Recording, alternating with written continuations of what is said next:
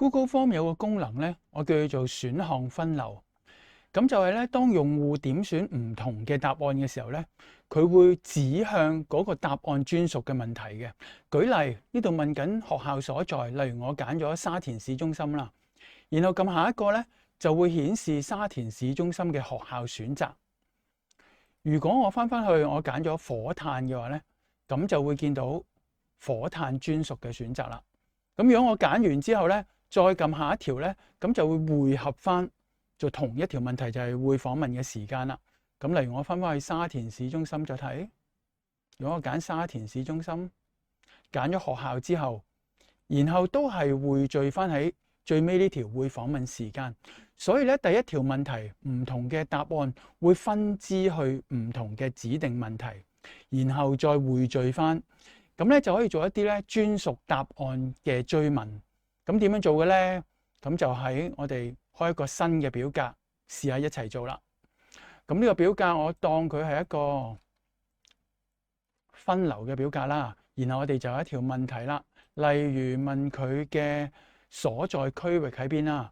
咁假設咧有3個選擇，例如佢而家係 A 區，假設係咁樣啦。然後 A 區咧就指向 A 區嘅特定問題。B 同 C 都係啦，咁係點做嘅咧？就喺我哋右手邊工具上邊有一個叫新增版面嘅。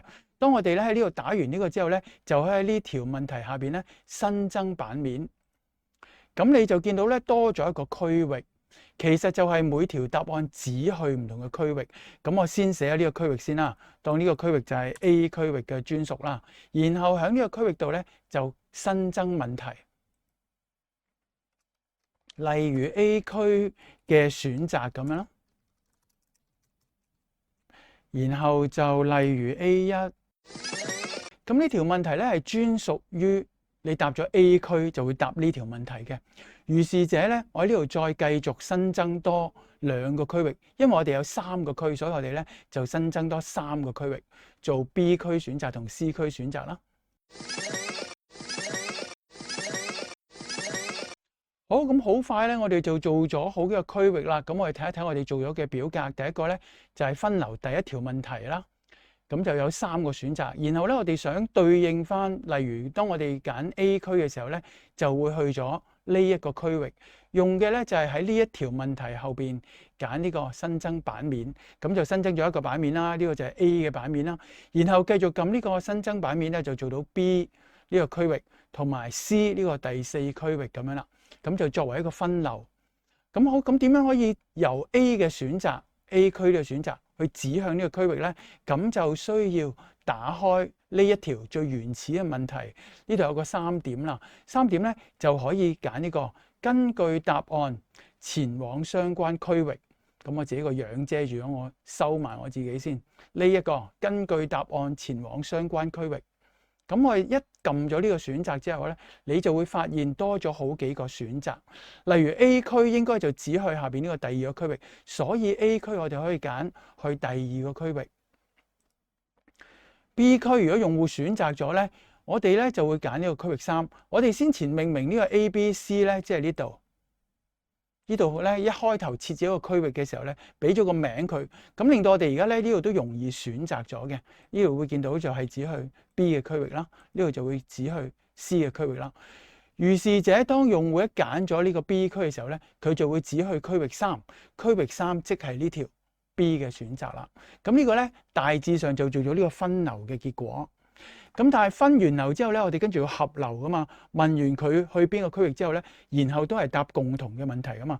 所以喺最後呢個第4個區域嗰度咧，亦都要撳一撳佢先啦。新增一個版面，新增一個咧合流嘅區域。然後呢度加條問題啦，例如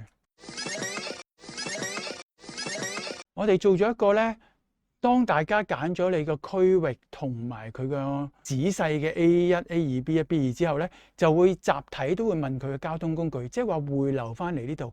咁點樣指去每個區域嘅匯流咧？咁就去翻每一個唔同嘅區域啦。嗱，呢條係主問題啦。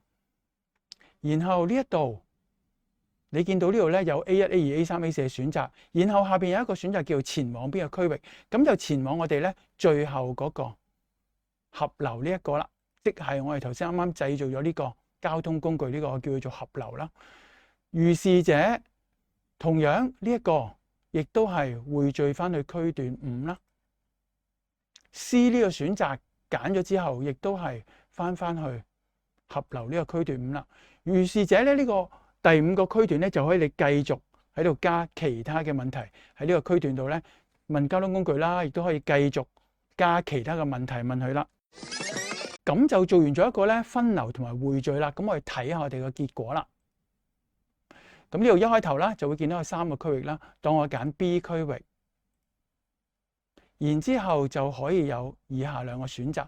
咁呢個咧就我用咗呢個下拉式選單嘅選擇咁樣啦。如果唔係用點選式嘅一樣嘅，咁呢個視乎你喺每個區段度自己揀你嘅工具啦。咁但係無論你揀完之後咧，佢都係指向呢個合流嘅。咁我哋又睇下係咪啦？睇埋 C 區啊，會指向呢個選擇啦。然後都係翻返去合流呢條，同埋以下其他嘅問題，就完成埋之後嘅問卷。咁呢一個主要係用到區間同埋每個區間每條答案指向特定嘅區域呢一個 Google Form 嘅技巧。